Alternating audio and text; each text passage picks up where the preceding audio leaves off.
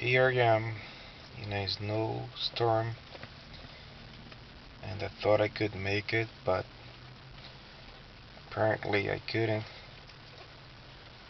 I use a truck, and that truck is not 4x4, so it's just impossible to drive. And today's Thursday, December, I believe is the 13th, I'm not sure. But we got a big storm, snowstorm, and just too slippery to go. I tried several times, so I just parked. The first place I found was safe. And here I am. No cell phone, no connection to the internet, and stuck. And the problem is I still see cars going around, but I tried and I can't stop. I don't know what to do. Guess I just wait.